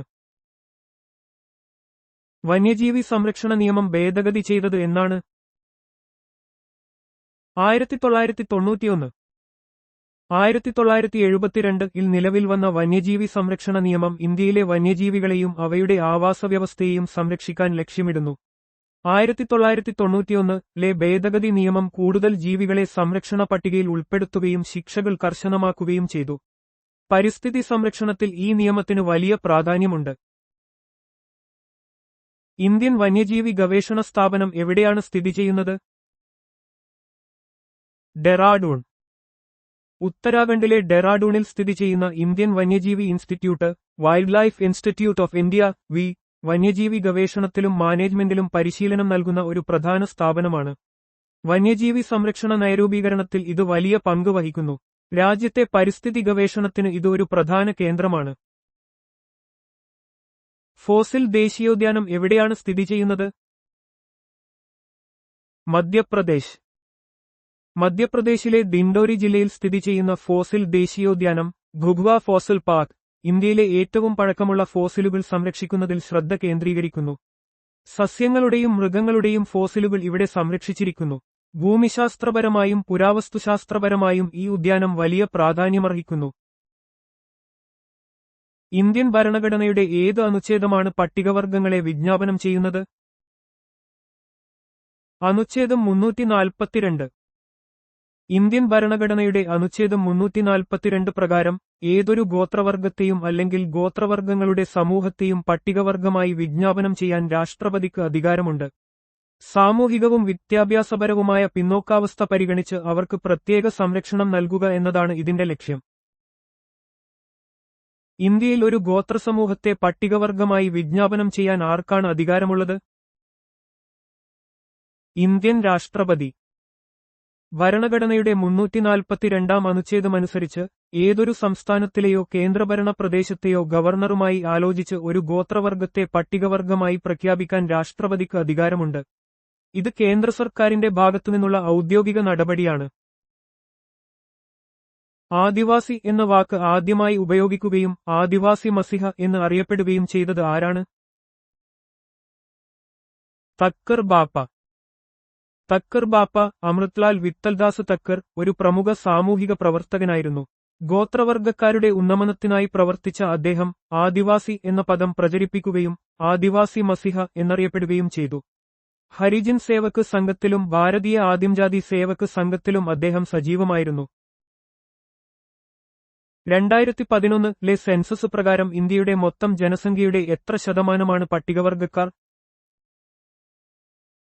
8.6%. 2011-ലെ സെൻസസ് പ്രകാരം ഇന്ത്യയുടെ മൊത്തം ജനസംഖ്യയുടെ 8.6% പട്ടികവർഗക്കാരാണ്. ഇത് രാജ്യത്തിന്റെ സാമൂഹികവും ജനസംഖ്യാപരവുമായ ഘടന മനസ്സിലാക്കുന്നതിൽ ഒരു പ്രധാന വിവരമാണ്. ഇത്തരം കണക്കുകൾ സർക്കാർ നയരൂപീകരണത്തിന് അത്യന്താപേക്ഷിതമാണ്. ഇന്ത്യയിൽ ഏറ്റവും കൂടുതൽ പട്ടികവർഗ ജനസംഖ്യയുള്ള സംസ്ഥാനം ഏതാണ്? മധ്യപ്രദേശ്. മധ്യപ്രദേശിലാണ് ഇന്ത്യയിൽ ഏറ്റവും കൂടുതൽ പട്ടികവർഗ ജനസംഖ്യയുള്ളത്. ബിൽ, ഗോണ്ട് തുടങ്ങിയ വലിയ ഗോത്രവിഭാഗങ്ങൾ ഈ സംസ്ഥാനത്ത് അധിവസിക്കുന്നു. ഇത് സംസ്ഥാനത്തിന്റെ സാമൂഹിക സാംസ്കാരിക ഘടനയെയും വികസന മുൻഗണനകളെയും കാര്യമായി സ്വാധീനിക്കുന്നു. ഇന്ത്യയിലെ ഏറ്റവും വലിയ ഗോത്രവിഭാഗം ഏതാണ്? ഭീലുകൾ. ഭീലുകളാണ് ഇന്ത്യയിലെ ഏറ്റവും വലിയ ഗോത്രവിഭാഗം. പ്രധാനമായും മധ്യപ്രദേശ്, രാജസ്ഥാൻ, ഗുജറാത്ത്, മഹാരാഷ്ട്ര എന്നിവിടങ്ങളിൽ ഇവർ കണ്ടുവരുന്നു. ഇവരുടെ സമ്പന്നമായ സംസ്കാരവും പാരമ്പര്യങ്ങളും ഇന്ത്യയുടെ ഗോത്രപൈതൃകത്തിന്റെ ഭാഗമാണ്. ഇന്ത്യയിലെ രണ്ടാമത്തെയും മൂന്നാമത്തെയും വലിയ ഗോത്രവിഭാഗങ്ങൾ ഏതാണ്? ഗോണ്ടും സന്താളും. ഭീലുകൾക്ക് ശേഷം ഇന്ത്യയിലെ ഏറ്റവും വലിയ ഗോത്രവിഭാഗങ്ങൾ ഗോണ്ടുകളും സന്താളുകളുമാണ്. ഗോണ്ടുകൾ പ്രധാനമായും മധ്യപ്രദേശ്, ഛത്തീസ്ഗഡ്, മഹാരാഷ്ട്ര എന്നിവിടങ്ങളിലും സന്താളുകൾ ജാർഖണ്ഡ്, പശ്ചിമ ബംഗാൾ, ഒഡീഷ എന്നിവിടങ്ങളിലും കാണപ്പെടുന്നു. ഈ ഗോത്രവിഭാഗങ്ങൾക്ക് തനതായ ഭാഷയും സംസ്കാരവുമുണ്ട്. ആൻഡമാൻ നിക്കോബാർ ദ്വീപുകളിൽ ഉത്ഭവിച്ച പ്രമുഖ ഗോത്രവിഭാഗം ഏതാണ്? ജറാവ ഗോത്രം. ജറാവ ഗോത്രം ആൻഡമാൻ നിക്കോബാർ ദ്വീപുകളിൽ നിന്നുള്ള ഒരു പ്രധാന ഗോത്രവിഭാഗമാണ്. ഇവർ ബാഹ്യലോകവുമായി വളരെ കുറഞ്ഞ ബന്ധം മാത്രം പുലർത്തി ഒറ്റപ്പെട്ട് കഴിയുന്നവരാണ്. ഇവരുടെ സംരക്ഷണവും തനിമ നിലനിർത്തുന്നതും വലിയ പ്രാധാന്യമുള്ള കാര്യമാണ്. ദീപാവലി ആഘോഷവേളയിൽ ദുഃഖാചരണം നടത്തുന്ന ഗോത്രവിഭാഗം ഏതാണ്? താരു ഗോത്രം. ദീപാവലി ആഘോഷവേളയിൽ ദുഃഖാചരണം നടത്തുന്ന ഗോത്രവിഭാഗമാണ് താരു. ഇത് അവരുടെ പൂർവികരെ ഓർമ്മിക്കാനും ആദരിക്കാനുമുള്ള ഒരു ആചാരമാണ്. ദീപാവലിയെ സന്തോഷത്തിന്റെ ഉത്സവമായി ആഘോഷിക്കുന്ന മറ്റു സമൂഹങ്ങളിൽ നിന്ന് ഇത് താരു വിഭാഗത്തെ വേറിട്ടു നിർത്തുന്നു. മുണ്ട ഗോത്രവിഭാഗങ്ങൾ ആഘോഷിക്കുന്ന ഉത്സവം ഏതാണ്? സർഹുൽ ഉത്സവം. മുണ്ട ഗോത്രവിഭാഗങ്ങൾ ആഘോഷിക്കുന്ന പ്രധാന ഉത്സവമാണ് സർഹുൽ. ഇത് പ്രകൃതിയെയും മരങ്ങളെയും ആരാധിക്കുന്ന ഒരു വസന്തകാല ഉത്സവമാണ്. ജാർഖണ്ഡ്, ഒഡീഷ, പശ്ചിമ ബംഗാൾ തുടങ്ങിയ സംസ്ഥാനങ്ങളിൽ ഈ ഉത്സവം വലിയ പ്രാധാന്യത്തോടെ ആഘോഷിക്കപ്പെടുന്നു. ഇന്ത്യയിൽ ബഹുഭർതൃത്വം, പോളിയാൻഡ്രി ആചരിക്കുന്നതായി അറിയപ്പെടുന്ന രണ്ട് ഗോത്രവിഭാഗങ്ങൾ ഏതാണ്? ജൗൻസാരി, തോഡ ഗോത്രങ്ങൾ. ജൗൻസാരി, തോഡ ഗോത്രങ്ങൾ ഇന്ത്യയിൽ ബഹുഭർതൃത്വം ആചരിക്കുന്നതായി അറിയപ്പെടുന്നു. ഈ സാമൂഹിക സമ്പ്രദായം ഗോത്രസമൂഹങ്ങളുടെ പ്രത്യേക സാംസ്കാരിക പാരമ്പര്യങ്ങളുടെ ഭാഗമാണ്. ജൗൻസാരികൾ ഉത്തരാഖണ്ഡിലും തോഡകൾ തമിഴ്നാട്ടിലെ നീലഗിരി കുന്നുകളിലുമാണ് പ്രധാനമായും വസിക്കുന്നത്. ഹിമാചൽ പ്രദേശിലെ ദൌലാദർ പർവ്വതനിരകളിലെ പ്രധാന ഗോത്രവിഭാഗം ഏതാണ്? ഗദ്ദികൾ. ഹിമാചൽ പ്രദേശിലെ ദൌലാദർ പർവ്വതനിരകളിലെ പ്രധാന ഗോത്രവിഭാഗമാണ് ഗദ്ദികൾ. ഇവർ ഇടയന്മാരും അർദ്ധനാടോടികളുമാണ്. ഹിമാലയൻ പ്രദേശത്തെ തണുത്ത കാലാവസ്ഥയിൽ അതിജീവിച്ച് തനതായ സംസ്കാരവും ജീവിതരീതിയും ഇവർ കാത്തുസൂക്ഷിക്കുന്നു. ഏത് ഇന്ത്യൻ ഗോത്രവർഗമാണ് കാലാനുസൃതമായ പലായനത്തിന് പേരുകേട്ടത്? ബൂട്ടിയാസ്. ബൂട്ടിയാസ് പ്രധാനമായും സിക്കിം, പശ്ചിമ ബംഗാൾ എന്നിവിടങ്ങളിൽ കാണപ്പെടുന്ന ഒരു ഗോത്രവർഗമാണ്. കാലാനുസൃതമായ കാലാവസ്ഥാ വ്യതിയാനങ്ങളെ ആശ്രയിച്ച് ഇവർ ഉയർന്ന പ്രദേശങ്ങളിൽ നിന്നും താഴ്ന്ന പ്രദേശങ്ങളിലേക്ക് പലായനം ചെയ്യുന്ന സ്വഭാവം കാണിക്കുന്നു. ഇത് അവരുടെ ഉപജീവനമാർഗവുമായി ബന്ധപ്പെട്ട ഒരു പ്രധാന സവിശേഷതയാണ്. ഷോംപെൻ ഗോത്രവർഗക്കാരെ എവിടെയാണ് കാണപ്പെടുന്നത്? നിക്കോബാർ ദ്വീപസമൂഹത്തിൽ. ഷോംപെൻ ഗോത്രവർഗം ആൻഡമാൻ നിക്കോബാർ ദ്വീപസമൂഹത്തിലെ നിക്കോബാർ ദ്വീപുകളിൽ കാണപ്പെടുന്ന ഒരു പ്രത്യേക ദുർബല ഗോത്രവിഭാഗമാണ് PVTG. ഇവരുടെ ജീവിതരീതിയും സംസ്കാരവും പഠനവിഷയമാണ്. രാജസ്ഥാന്റെ അതിർത്തി പ്രദേശവുമായി ബന്ധപ്പെട്ട ഗോത്രവർഗം ഏതാണ്? താർപാർക്കർ. താർപാർക്കർ എന്നത് പ്രധാനമായും ഒരു കന്നുകാലി ഇനത്തെയും പാകിസ്ഥാനിലെ സിന്ധ് പ്രവിശ്യയിലെ ഒരു ജില്ലയെയും സൂചിപ്പിക്കുന്നു. രാജസ്ഥാനിലെ താർ മരുഭൂമി മേഖലയിൽ ഈ കന്നുകാലി ഇനങ്ങളെ വളർത്തുന്ന ഗോത്ര സമൂഹങ്ങളാണ് പ്രധാനമായും കാണപ്പെടുന്നത്. രാജസ്ഥാൻ പാകിസ്ഥാൻ അതിർത്തി പ്രദേശങ്ങളിൽ ഇവരുടെ സാന്നിധ്യമുണ്ട്. ഏത് ഗോത്രവർഗത്തിലാണ് ഭർത്താവിനെ സന്ദർശിക്കുന്ന രീതി നിലനിന്നിരുന്നത്? നായർ ഗോത്രവർഗത്തിൽ. നായർ സമുദായത്തിൽ, പ്രത്യേകിച്ച് കേരളത്തിൽ, മുൻകാലങ്ങളിൽ നിലനിന്നിരുന്ന ഒരു വിവാഹരീതിയായിരുന്നു സംബന്ധം. ഇതിൽ ഭർത്താവ് ഭാര്യയെ സന്ദർശിക്കുന്ന പതിവാണ് ഉണ്ടായിരുന്നത്. ഇത് മാതൃദായക സമ്പ്രദായത്തിന്റെ ഭാഗമായി സ്ത്രീക്ക് സ്വന്തം കുടുംബത്തിൽ താമസിക്കാനും സ്വത്ത് കൈവശം വെക്കാനും അനുമതി നൽകിയിരുന്നു. ആൻഡമാൻ നിക്കോബാർ ദ്വീപുകളിൽ കാണപ്പെടുന്ന ചില പ്രധാന ഗോത്രവർഗക്കാർ ആരൊക്കെയാണ്? സെന്റിനൽ, ഓംഗെ, ജാരാവ, ഷോംപെൻ, നിക്കോബാരീസ്. ആൻഡമാൻ നിക്കോബാർ ദ്വീപസമൂഹങ്ങളിൽ പ്രാചീനവും ഒറ്റപ്പെട്ടതുമായ ഗോത്രവിഭാഗങ്ങൾ വസിക്കുന്നു. സെന്റിനൽ, ജാരാവ, ഓംഗെ, ഷോംപെൻ എന്നിവർ പ്രത്യേക ദുർബല ഗോത്രവിഭാഗങ്ങളിൽ PVTG ഉൾപ്പെടുന്നു. ഈ ഗോത്രവർഗക്കാർക്ക് അവരുടേതായ തനതായ ജീവിതരീതികളും സംസ്കാരവും ഭാഷയുമുണ്ട്. തമിഴ്നാട്ടിൽ കാണപ്പെടുന്ന ചില പ്രധാന ഗോത്രവർഗക്കാർ ആരൊക്കെയാണ്? കുറുമ്പ, കരിക്കാരൻ, തോട, കോട്ട. തമിഴ്നാട്ടിൽ വിവിധ ഗോത്രവർഗങ്ങൾ കാണപ്പെടുന്നു, പ്രത്യേകിച്ച് നീലഗിരി കുന്നുകളിൽ. തോട, കോട്ട തുടങ്ങിയവർ അവരുടെ തനതായ സംസ്കാരത്തിനും ജീവിതരീതിക്കും പേരുകേട്ടവരാണ്. ഈ ഗോത്രവർഗങ്ങൾ പ്രാദേശിക പരിസ്ഥിതിയുമായി ഇഴചേർന്ന് ജീവിതം നയിക്കുന്നു. ആന്ധ്രാപ്രദേശിൽ കാണപ്പെടുന്ന ചില പ്രധാന ഗോത്രവർഗക്കാർ ആരൊക്കെയാണ്? ചെഞ്ചു, കോയ, ഗഡബ, ലംബാഡ, സവര, യനാടി. ആന്ധ്രാപ്രദേശിൽ വൈവിധ്യമാർന്ന ഗോത്രവർഗങ്ങളുണ്ട്, അവരിൽ പലരും വനമേഖലകളിൽ താമസിക്കുന്നു. ചെഞ്ചു, കോയ തുടങ്ങിയവർ പ്രത്യേക ദുർബല ഗോത്രവിഭാഗങ്ങളിൽ PVTG ഉൾപ്പെടുന്നു. ഈ ഗോത്രങ്ങൾ അവരുടെ പരമ്പരാഗത ആചാരങ്ങളും ജീവിതരീതികളും നിലനിർത്തുന്നു. ഡോക്ടർ നാർ ടാറ്റാറാവു താപവൈദ്യുത നിലയം എവിടെയാണ് സ്ഥിതി ചെയ്യുന്നത്? ആന്ധ്രാപ്രദേശ്. ഡോക്ടർ നാർ ടാറ്റാറാവു താപവൈദ്യുത നിലയം ആന്ധ്രാപ്രദേശിലെ വിജയവാഡയിൽ സ്ഥിതി ചെയ്യുന്നു. ഇത് ആന്ധ്രാപ്രദേശ് പവർ ജനറേഷൻ കോർപ്പറേഷൻ ലിമിറ്റഡിന്റെ APGENCO പ്രധാന വൈദ്യുത നിലയങ്ങളിൽ ഒന്നാണ്, കൂടാതെ സംസ്ഥാനത്തിന്റെ ഊർജ്ജ ആവശ്യകതകളിൽ ഒരു പ്രധാന പങ്ക് വഹിക്കുന്നു. കോത്തഗുഡം താപവൈദ്യുത നിലയം ഏത് ഇന്ത്യൻ സംസ്ഥാനത്താണ് സ്ഥിതി ചെയ്യുന്നത്? തെലങ്കാന. കോത്തഗുഡം താപവൈദ്യുത നിലയം തെലങ്കാനയിലെ ഭദ്രദ്രി കോത്തഗുഡം ജില്ലയിൽ സ്ഥിതി ചെയ്യുന്നു. ഇത് Telangana state power generation corporation ലിമിറ്റഡിന്റെ TSGENCO ഉടമസ്ഥതയിലുള്ളതും പ്രവർത്തിപ്പിക്കുന്നതുമാണ്. സംസ്ഥാനത്തെ പ്രധാന വൈദ്യുതി ഉൽപ്പാദന കേന്ദ്രങ്ങളിൽ ഒന്നാണിത്. അൻപാറ താപവൈദ്യുത നിലയം ഏത് സംസ്ഥാനത്താണ് സ്ഥിതി ചെയ്യുന്നത്? ഉത്തർപ്രദേശ്. അൻപാറ താപവൈദ്യുത നിലയം ഉത്തർപ്രദേശിലെ സോൺഭദ്ര ജില്ലയിൽ സ്ഥിതി ചെയ്യുന്നു. ഇത് ഉത്തർപ്രദേശ് രാജ്യ വിദ്യുത് ഉത്പാദൻ നിഗം ലിമിറ്റഡിന്റെ UPRVUNL കീഴിലുള്ള ഒരു വലിയ വൈദ്യുത ഉൽപ്പാദന കേന്ദ്രമാണ്. ഉത്തരേന്ത്യയിലെ ഊർജ്ജ വിതരണത്തിൽ ഈ നിലയം പ്രധാന പങ്ക് വഹിക്കുന്നു. ട്രോംബെ താപവൈദ്യുത നിലയം ഏത് ഇന്ത്യൻ സംസ്ഥാനത്താണ് സ്ഥിതി ചെയ്യുന്നത്? മഹാരാഷ്ട്ര. ട്രോംബെ താപവൈദ്യുത നിലയം മഹാരാഷ്ട്രയിലെ മുംബൈയിൽ സ്ഥിതി ചെയ്യുന്നു. ടാറ്റ പവർ കമ്പനിയുടെ ഉടമസ്ഥതയിലുള്ള ഈ നിലയം മുംബൈ നഗരത്തിനും സമീപ പ്രദേശങ്ങൾക്കും വൈദ്യുതി നൽകുന്നതിൽ നിർണായക പങ്ക് വഹിക്കുന്നു. ഇന്ത്യയിലെ ഏറ്റവും പഴയതും വലുതുമായ താപവൈദ്യുത നിലയങ്ങളിൽ ഒന്നാണിത്. സൂറത്ഗഡ് സൂപ്പർ താപവൈദ്യുത നിലയം എവിടെയാണ് സ്ഥിതി ചെയ്യുന്നത്? രാജസ്ഥാൻ. സൂറത്ഗഡ് സൂപ്പർ താപവൈദ്യുത നിലയം രാജസ്ഥാനിലെ ഗംഗാനഗർ ജില്ലയിൽ സ്ഥിതി ചെയ്യുന്നു.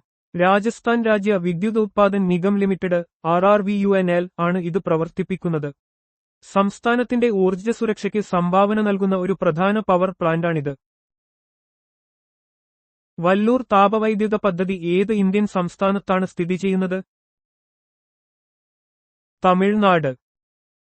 വല്ലൂർ താപവൈദ്യുത പദ്ധതി തമിഴ്നാട്ടിലെ തിരുവള്ളൂർ ജില്ലയിൽ ചെന്നൈക്ക് സമീപം സ്ഥിതി ചെയ്യുന്നു.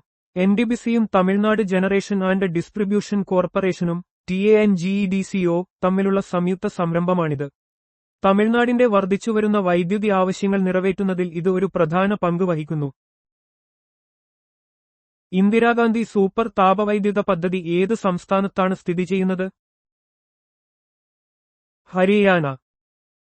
ഇന്ദിരാഗാന്ധി സൂപ്പർ താപവൈദ്യുത പദ്ധതി ഹരിയാനയിലെ ജജ്ഗർ ജില്ലയിൽ സ്ഥിതി ചെയ്യുന്നു. ഇത് അരവലി പവർ കമ്പനി പ്രൈവറ്റ് ലിമിറ്റഡിന്റെ APCPL കീഴിലുള്ള ഒരു സംയുക്ത സംരംഭമാണ്. ഹരിയാന, ഡൽഹി, രാജസ്ഥാൻ എന്നീ സംസ്ഥാനങ്ങൾക്ക് ഇത് വൈദ്യുതി നൽകുന്നു. ഏറ്റവും ഉയർന്ന ഗ്രാമീണ ജനസംഖ്യ ശതമാനമുള്ള ഇന്ത്യൻ സംസ്ഥാനം ഏതാണ്? ഹിമാചൽ പ്രദേശ് 90%. 2011 സെൻസസ് അനുസരിച്ച് ഹിമാചൽ പ്രദേശിന്റെ 90% ജനസംഖ്യയും ഗ്രാമീണ മേഖലയിലാണ് താമസിക്കുന്നത്. ഇത് ആ സംസ്ഥാനത്തിന്റെ ഭൂമിശാസ്ത്രപരവും സാമൂഹിക സാമ്പത്തികവുമായ സവിശേഷതകളെ പ്രതിഫലിക്കുന്നു. ഏറ്റവും ഉയർന്ന നഗര ജനസംഖ്യ ശതമാനമുള്ള ഇന്ത്യൻ സംസ്ഥാനം ഏതാണ്? ഗോവ 62.2%. 2011 സെൻസസ് പ്രകാരം ഗോവയുടെ 62.2% ജനസംഖ്യയും നഗരപ്രദേശങ്ങളിലാണ് വസിക്കുന്നത്.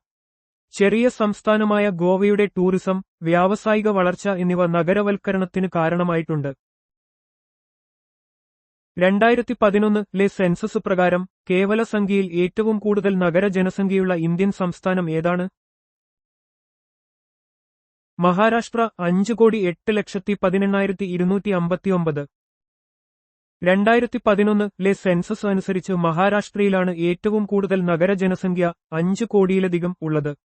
മുംബൈ, പൂനെ പോലുള്ള വലിയ നഗരങ്ങൾ ഈ സംഖ്യയെ ഗണ്യമായി വർദ്ധിപ്പിക്കുന്നു. 2011-ലെ സെൻസസ് പ്രകാരം കേവല സംഖ്യയിൽ ഏറ്റവും കുറവ് നഗര ജനസംഖ്യയുള്ള ഇന്ത്യൻ സംസ്ഥാനം ഏതാണ്? സിക്കിം 1,53,578. 2011-ലെ സെൻസസ് പ്രകാരം സിക്കിമിലാണ് കേവല സംഖ്യയിൽ ഏറ്റവും കുറഞ്ഞ നഗര ജനസംഖ്യ രേഖപ്പെടുത്തിയിരിക്കുന്നത്, ഏകദേശം 1.5 ലക്ഷം. സിക്കിമിന്റെ ഭൂമിശാസ്ത്രപരമായ പ്രത്യേകതകളും കുറഞ്ഞ ജനസംഖ്യയും ഇതിന് കാരണമാണ്. ഏറ്റവും കൂടുതൽ പട്ടികജാതി (SC) ജനസംഖ്യ ശതമാനമുള്ള ഇന്ത്യൻ സംസ്ഥാനം ഏതാണ്? പഞ്ചാബ് 31.9%. 2011-ലെ സെൻസസ് അനുസരിച്ച് പഞ്ചാബിലെ ജനസംഖ്യയുടെ 31.9% പട്ടികജാതി വിഭാഗത്തിൽപ്പെടുന്നു. ഇത് ഇന്ത്യയിലെ എല്ലാ സംസ്ഥാനങ്ങളെക്കാളും ഉയർന്ന ശതമാനമാണ്. സാമൂഹിക ഘടന പഠിക്കുന്നതിൽ ഈ വിവരങ്ങൾ പ്രധാനമാണ്. 2011-ലെ സെൻസസ് പ്രകാരം ഏറ്റവും കൂടുതൽ പട്ടികജാതി (SC) ജനസംഖ്യയുള്ള ഇന്ത്യൻ സംസ്ഥാനം ഏതാണ്? ഉത്തർപ്രദേശ് 4,13,57,608. 2011-ലെ സെൻസസ് പ്രകാരം ഉത്തർപ്രദേശിലാണ് ഏറ്റവും കൂടുതൽ പട്ടികജാതി ജനസംഖ്യയുള്ളത്. ഇന്ത്യയിലെ പട്ടികജാതി ജനവിഭാഗങ്ങളുടെ പ്രാതിനിധ്യത്തിൽ ഈ സംസ്ഥാനത്തിന് വലിയ പങ്കുണ്ട്. പട്ടികജാതി ജനസംഖ്യയില്ലാത്ത ഇന്ത്യൻ സംസ്ഥാനങ്ങൾ ഏതൊക്കെയാണ്? നാഗാലാൻഡ്, അരുണാചൽ പ്രദേശ്. 2011-ലെ സെൻസസ് പ്രകാരം നാഗാലാൻഡിലും അരുണാചൽ പ്രദേശിലും പട്ടികജാതി ജനസംഖ്യ രേഖപ്പെടുത്തിയിട്ടില്ല. ഇത് ഈ സംസ്ഥാനങ്ങളിലെ സാമൂഹിക ഘടനയുടെയും ജനസംഖ്യാപരമായ പ്രത്യേകതകളുടെയും സൂചകമാണ്. 2011-ലെ സെൻസസ് പ്രകാരം ഏറ്റവും കൂടുതൽ പട്ടികവർഗ (സെയിന്റ്) ജനസംഖ്യയുള്ള ഇന്ത്യൻ സംസ്ഥാനം ഏതാണ്? മധ്യപ്രദേശ് 1,53,16,784. 2011-ലെ സെൻസസ് അനുസരിച്ച് മധ്യപ്രദേശിലാണ് ഏറ്റവും കൂടുതൽ പട്ടികവർഗ ജനസംഖ്യയുള്ളത്. ഇന്ത്യയിലെ ആദിവാസി ജനവിഭാഗങ്ങളുടെ പ്രാതിനിധ്യത്തിൽ ഈ സംസ്ഥാനത്തിന് വലിയ പങ്കുണ്ട്. ഇന്ത്യയിലെ പട്ടികവർഗ (സെയിന്റ്) ജനസംഖ്യയിൽ ജാർഖണ്ഡിന്റെ സ്ഥാനം എത്രയാണ്? 6-ാം സ്ഥാനം. 2011-ലെ സെൻസസ് പ്രകാരം പട്ടികവർഗ ജനസംഖ്യയുടെ കാര്യത്തിൽ ജാർഖണ്ഡ് ഇന്ത്യയിൽ 6-ാം സ്ഥാനത്താണ്. ഈ കണക്ക് ജാർഖണ്ഡിന്റെ സാമൂഹികവും ജനസംഖ്യാപരവുമായ ഘടനയിൽ ആദിവാസി സമൂഹങ്ങൾക്കുള്ള പ്രാധാന്യം എടുത്തുകാണിക്കുന്നു. ഏറ്റവും കൂടുതൽ പട്ടികവർഗ (സെയിന്റ്) ജനസംഖ്യാനുപാതമുള്ള ഇന്ത്യൻ സംസ്ഥാനം ഏതാണ്? മിസോറാം 94.4%. 2011-ലെ സെൻസസ് അനുസരിച്ച് ജനസംഖ്യയുടെ 94.4% പട്ടികവർഗക്കാരായ മിസോറാമാണ് ഏറ്റവും ഉയർന്ന പട്ടികവർഗ ജനസംഖ്യാനുപാതമുള്ള സംസ്ഥാനം. വടക്കുകിഴക്കൻ സംസ്ഥാനങ്ങളിലെ ജനസംഖ്യാശാസ്ത്രപരമായ സവിശേഷതകളിൽ ഇത് ഒരു പ്രധാന സൂചകമാണ്. പട്ടികവർഗ ജനസംഖ്യയില്ലാത്ത ഇന്ത്യൻ സംസ്ഥാനങ്ങൾ ഏതൊക്കെയാണ്? ഹരിയാനയും പഞ്ചാബും. 2011-ലെ സെൻസസ് പ്രകാരം ഹരിയാനയിലും പഞ്ചാബിലും പട്ടികവർഗ ജനസംഖ്യ രേഖപ്പെടുത്തിയിട്ടില്ല. ഈ സംസ്ഥാനങ്ങളുടെ ചരിത്രപരവും സാമൂഹികവുമായ ഘടനയുമായി ഇത് ബന്ധപ്പെട്ടിരിക്കുന്നു. 2011-ലെ സെൻസസ് പ്രകാരം ഇന്ത്യയിലെ ഏറ്റവും ജനസാന്ദ്രതയേറിയ കേന്ദ്രഭരണ പ്രദേശം ഏതാണ്? ഡൽഹി. 2011-ലെ സെൻസസ് പ്രകാരം ഡൽഹിയാണ് ഇന്ത്യയിലെ ഏറ്റവും കൂടുതൽ ജനസംഖ്യയുള്ള കേന്ദ്രഭരണ പ്രദേശം. രാജ്യതലസ്ഥാനമെന്ന നിലയിൽ ഡൽഹി വലിയ തോതിലുള്ള കുടിയേറ്റവും നഗരവൽക്കരണവും അനുഭവിച്ചറിയുന്നു. 2011-ലെ സെൻസസ് പ്രകാരം ഏറ്റവും കുറഞ്ഞ ജനസംഖ്യയുള്ള കേന്ദ്രഭരണ പ്രദേശം ഏതാണ്? ലക്ഷദ്വീപ്. 2011-ലെ സെൻസസ് അനുസരിച്ച് ലക്ഷദ്വീപാണ് ഇന്ത്യയിലെ ഏറ്റവും കുറഞ്ഞ ജനസംഖ്യയുള്ള കേന്ദ്രഭരണ പ്രദേശം. ഭൂമിശാസ്ത്രപരമായ പ്രത്യേകതകളും പരിമിതമായ വിസ്തീർണവും ഇതിന് കാരണമാകുന്നു. വിസ്തീർണമനുസരിച്ച് ഇന്ത്യയിലെ ഏറ്റവും വലിയ കേന്ദ്രഭരണ പ്രദേശം ഏതാണ്? ആൻഡമാൻ നിക്കോബാർ ദ്വീപുകൾ. ആൻഡമാൻ നിക്കോബാർ ദ്വീപുകളാണ് വിസ്തീർണത്തിന്റെ കാര്യത്തിൽ ഇന്ത്യയിലെ ഏറ്റവും വലിയ കേന്ദ്രഭരണ പ്രദേശം. ബംഗാൾ ഉൾക്കടലിൽ സ്ഥിതി ചെയ്യുന്ന ഈ ദ്വീപസമൂഹം തന്ത്രപരമായും പാരിസ്ഥിതികമായും പ്രാധാന്യമർഹിക്കുന്നു. വിസ്തീർണമനുസരിച്ച് ഇന്ത്യയിലെ ഏറ്റവും ചെറിയ കേന്ദ്രഭരണ പ്രദേശം ഏതാണ്? ലക്ഷദ്വീപ്. ലക്ഷദ്വീപാണ് വിസ്തീർണമനുസരിച്ച് ഇന്ത്യയിലെ ഏറ്റവും ചെറിയ കേന്ദ്രഭരണ പ്രദേശം. അറബിക്കടലിലെ ഈ പവിഴദ്വീപുകൾ അതിന്റെ തനതായ ജൈവവൈവിധ്യത്തിനും പരിസ്ഥിതിക്കും പേരുകേട്ടതാണ്. 2011 സെൻസസ് പ്രകാരം ഏറ്റവും ഉയർന്ന ദശാബ്ദ ജനസംഖ്യാ വളർച്ചാ നിരക്ക് രേഖപ്പെടുത്തിയ കേന്ദ്രഭരണ പ്രദേശം ഏതാണ്? ദാദ്ര ആൻഡ് നഗർ ഹവേലി 55.9%. 2011 സെൻസസ് അനുസരിച്ച് ദാദ്ര ആൻഡ് നഗർ ഹവേലി 55.9% എന്ന ഉയർന്ന ദശാബ്ദ ജനസംഖ്യാ വളർച്ചാ നിരക്ക് രേഖപ്പെടുത്തി. കേന്ദ്രഭരണ പ്രദേശങ്ങളിലെ ജനസംഖ്യാപരമായ മാറ്റങ്ങൾ വിലയിരുത്തുന്നതിൽ ഈ കണക്കുകൾക്ക് പ്രാധാന്യമുണ്ട്. ഇത് പ്രദേശത്തിന്റെ വികസന സൂചികകളെയും വിഭവ വിതരണത്തെയും സ്വാധീനിക്കുന്നു. 2011 സെൻസസ് പ്രകാരം ഏറ്റവും കുറഞ്ഞ ദശാബ്ദ ജനസംഖ്യാ വളർച്ചാ നിരക്ക് രേഖപ്പെടുത്തിയ കേന്ദ്രഭരണ പ്രദേശം ഏതാണ്? ലക്ഷദ്വീപ് 6.3%. 2011 സെൻസസ് ഡാറ്റ പ്രകാരം ലക്ഷദ്വീപ് 6.3% എന്ന ഏറ്റവും കുറഞ്ഞ ദശാബ്ദ ജനസംഖ്യാ വളർച്ചാ നിരക്ക് രേഖപ്പെടുത്തി. ജനസംഖ്യാ നിയന്ത്രണത്തിലും വികസന ആസൂത്രണത്തിലും കേന്ദ്രഭരണ പ്രദേശങ്ങൾക്കിടയിലെ വ്യത്യാസങ്ങൾ മനസ്സിലാക്കാൻ ഈ കണക്കുകൾ സഹായിക്കുന്നു. 2011 സെൻസസ് പ്രകാരം ഏറ്റവും കൂടുതൽ ജനസാന്ദ്രതയുള്ള കേന്ദ്രഭരണ പ്രദേശം ഏതാണ്? ഡൽഹി. ഒരു ചതുരശ്ര കിലോമീറ്ററിൽ 11,320 പേർ. 2011 സെൻസസ് അനുസരിച്ച് ഡൽഹി ഒരു ചതുരശ്ര കിലോമീറ്ററിൽ 11,320 പേർ എന്ന കണക്കിൽ ഏറ്റവും ഉയർന്ന ജനസാന്ദ്രത രേഖപ്പെടുത്തി. ഇത് ഡൽഹിയുടെ നഗരവൽക്കരണത്തിന്റെയും ജനസാന്ദ്രതയുടെയും തീവ്രത എടുത്തു കാണിക്കുന്നു. ഇത് അടിസ്ഥാന സൗകര്യ വികസനത്തിന് വെല്ലുവിളിയുയർത്തുന്നു. 2011 സെൻസസ് പ്രകാരം ഏറ്റവും കുറഞ്ഞ ജനസാന്ദ്രതയുള്ള കേന്ദ്രഭരണ പ്രദേശം ഏതാണ്? ആൻഡമാൻ നിക്കോബാർ ദ്വീപുകൾ. ഒരു ചതുരശ്ര കിലോമീറ്ററിൽ 46 പേർ. 2011 സെൻസസ് പ്രകാരം ആൻഡമാൻ നിക്കോബാർ ദ്വീപുകൾ ഒരു ചതുരശ്ര കിലോമീറ്ററിൽ 46 പേർ എന്ന കണക്കിൽ ഏറ്റവും കുറഞ്ഞ ജനസാന്ദ്രതയുള്ള കേന്ദ്രഭരണ പ്രദേശമാണ്. ഇത് ഈ ദ്വീപസമൂഹത്തിന്റെ ഭൂമിശാസ്ത്രപരമായ പ്രത്യേകതകളും പരിസ്ഥിതിപരമായ സംവേദനക്ഷമതയും പ്രതിഫലിപ്പിക്കുന്നു. 2011 സെൻസസ് പ്രകാരം ഏറ്റവും ഉയർന്ന ലിംഗാനുപാതം 1000 പുരുഷന്മാർക്ക് എത്ര സ്ത്രീകൾ രേഖപ്പെടുത്തിയ കേന്ദ്രഭരണ പ്രദേശം ഏതാണ്? പുതുച്ചേരി 1037.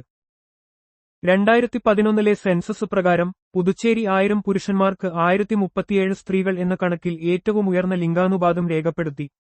ഇത് ലിംഗസമത്വത്തെയും സ്ത്രീകളുടെ സാമൂഹിക പദവിയെയും കുറിച്ച് പഠിക്കുന്നതിന് പ്രധാനപ്പെട്ട വിവരങ്ങൾ നൽകുന്നു. 2011 സെൻസസ് പ്രകാരം ഏറ്റവും കുറഞ്ഞ ലിംഗാനുപാതം 1000 പുരുഷന്മാർക്ക് എത്ര സ്ത്രീകൾ രേഖപ്പെടുത്തിയ കേന്ദ്രഭരണ പ്രദേശം ഏതാണ്? ദാമൻ ആൻഡ് ദിയു 618. 2011 സെൻസസ് അനുസരിച്ച് ദാമൻ ആൻഡ് ദിയു 1000 പുരുഷന്മാർക്ക് 618 സ്ത്രീകൾ എന്ന കണക്കിൽ ഏറ്റവും കുറഞ്ഞ ലിംഗാനുപാതം രേഖപ്പെടുത്തി. ഇത് സ്ത്രീ പുരുഷ അനുപാതത്തിലെ അസന്തുലിതാവസ്ഥയും അതിന് കാരണമായേക്കാവുന്ന സാമൂഹിക സാമ്പത്തിക ഘടകങ്ങളെയും സൂചിപ്പിക്കുന്നു. 2011 സെൻസസ് പ്രകാരം ഏറ്റവും ഉയർന്ന ശിശു ലിംഗാനുപാതം 0 മുതൽ 6 വരെ വയസ്സ് രേഖപ്പെടുത്തിയ കേന്ദ്രഭരണ പ്രദേശം ഏതാണ്? ആൻഡമാൻ നിക്കോബാർ ദ്വീപുകൾ 968. 2011 സെൻസസ് പ്രകാരം ആൻഡമാൻ നിക്കോബാർ ദ്വീപുകൾ 0 മുതൽ 6 വരെ വയസ്സ് പ്രായത്തിലുള്ള കുട്ടികളിൽ 1000 ആൺകുട്ടികൾക്ക് 968 പെൺകുട്ടികൾ എന്ന കണക്കിൽ ഏറ്റവും ഉയർന്ന ശിശു ലിംഗാനുപാതം രേഖപ്പെടുത്തി. ബാലികാ ഭ്രൂണഹത്യ പോലുള്ള പ്രശ്നങ്ങളെക്കുറിച്ച് പഠിക്കുമ്പോൾ ഈ കണക്കുകൾക്ക് വലിയ പ്രാധാന്യമുണ്ട്. 2011 സെൻസസ് പ്രകാരം ഏറ്റവും കുറഞ്ഞ ശിശു ലിംഗാനുപാതം 0 മുതൽ 6 വരെ വയസ്സ് രേഖപ്പെടുത്തിയ കേന്ദ്രഭരണ പ്രദേശം ഏതാണ്? ഡൽഹി 871. 2011 സെൻസസ് അനുസരിച്ച് ഡൽഹി 0 മുതൽ 6 വരെ വയസ്സ് പ്രായത്തിലുള്ള കുട്ടികളിൽ 1000 ആൺകുട്ടികൾക്ക് 871 പെൺകുട്ടികൾ എന്ന കണക്കിൽ ഏറ്റവും കുറഞ്ഞ ശിശു ലിംഗാനുപാതം രേഖപ്പെടുത്തി. ഇത് പെൺകുട്ടികളുടെ സംരക്ഷണത്തിനും ലിംഗസമത്വത്തിനും വേണ്ടിയുള്ള നയപരമായ ഇടപെടലുകളുടെ ആവശ്യകത എടുത്തു കാണിക്കുന്നു. 2011 സെൻസസ് പ്രകാരം ഏറ്റവും ഉയർന്ന സാക്ഷരതാ നിരക്ക് രേഖപ്പെടുത്തിയ കേന്ദ്രഭരണ പ്രദേശം ഏതാണ്? ലക്ഷദ്വീപ് 91.8%. 2011 സെൻസസ് പ്രകാരം ലക്ഷദ്വീപ് 91.8% എന്ന ഏറ്റവും ഉയർന്ന സാക്ഷരതാ നിരക്ക് രേഖപ്പെടുത്തി. ഇത് വിദ്യാഭ്യാസ പുരോഗതിയുടെയും സാമൂഹിക വികസനത്തിന്റെയും ഒരു പ്രധാന സൂചകമാണ്. 2011 സെൻസസ് പ്രകാരം ഏറ്റവും കുറഞ്ഞ സാക്ഷരതാ നിരക്ക് രേഖപ്പെടുത്തിയ കേന്ദ്രഭരണ പ്രദേശം ഏതാണ്? ദാദ്ര ആൻഡ് നഗർ ഹവേലി 76.2%. 2011 സെൻസസ് അനുസരിച്ച് ദാദ്ര ആൻഡ് നഗർ ഹവേലി 76.2% എന്ന ഏറ്റവും കുറഞ്ഞ സാക്ഷരതാ നിരക്ക് രേഖപ്പെടുത്തി. ഇത് വിദ്യാഭ്യാസ മേഖലയിൽ കൂടുതൽ ശ്രദ്ധയും വികസനവും ആവശ്യമാണെന്ന് സൂചിപ്പിക്കുന്നു. 2011 സെൻസസ് പ്രകാരം ഏറ്റവും ഉയർന്ന പുരുഷ സാക്ഷരതാ നിരക്ക് രേഖപ്പെടുത്തിയ കേന്ദ്രഭരണ പ്രദേശം ഏതാണ്? ലക്ഷദ്വീപ് 95.6%. 2011 സെൻസസ് അനുസരിച്ച് ലക്ഷദ്വീപാണ് ഇന്ത്യയിലെ കേന്ദ്രഭരണ പ്രദേശങ്ങളിൽ ഏറ്റവും ഉയർന്ന പുരുഷ സാക്ഷരതാ നിരക്ക് 95.6% രേഖപ്പെടുത്തിയത്. രാജ്യത്തെ വിദ്യാഭ്യാസ പുരോഗതിയുടെ ഒരു പ്രധാന സൂചകമാണിത്.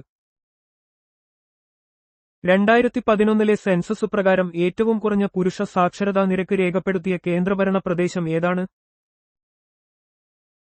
ദാദ്രയും നഗർ ഹവേലിയും 85.2%.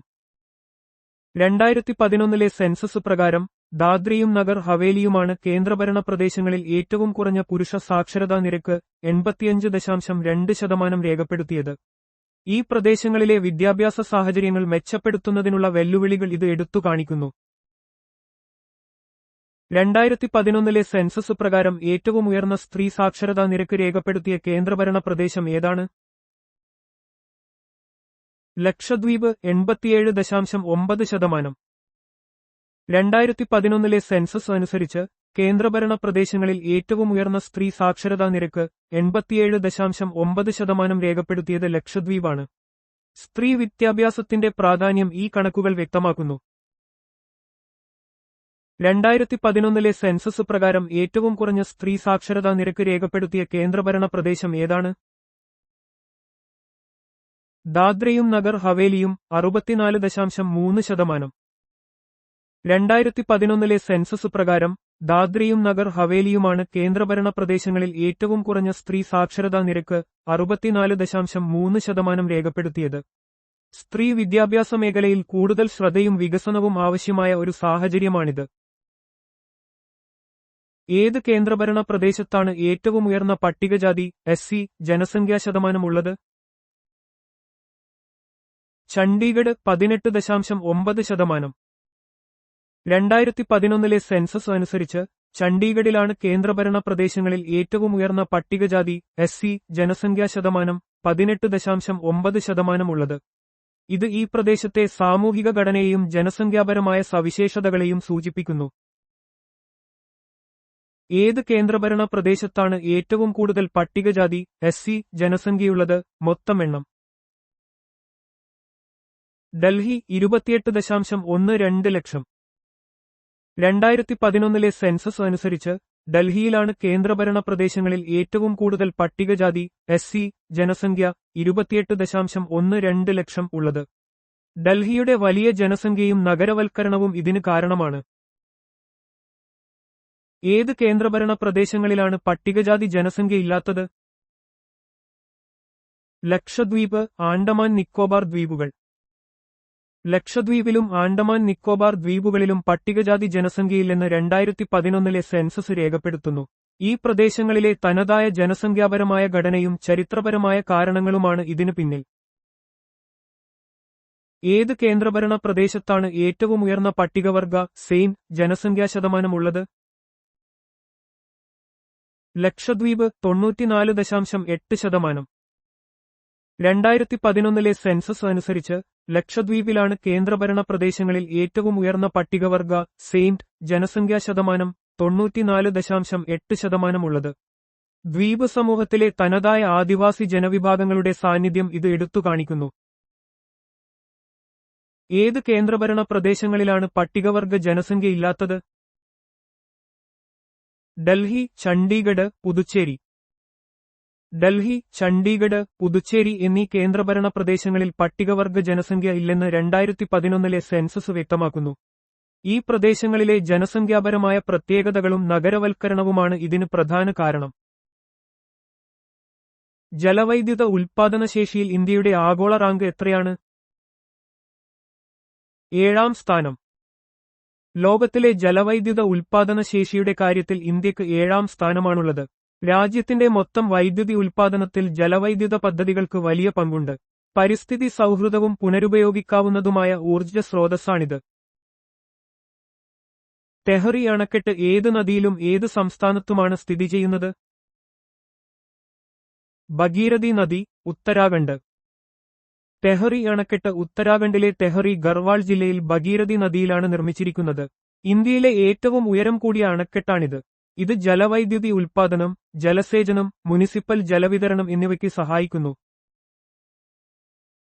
ഒരു പ്രധാന ജലവൈദ്യുത പദ്ധതിയായ ശ്രീശൈലം അണക്കെട്ട് ഏത് നദിയിലാണ് നിർമ്മിച്ചിരിക്കുന്നത്? ഏത് സംസ്ഥാനത്താണ് സ്ഥിതി ചെയ്യുന്നത്?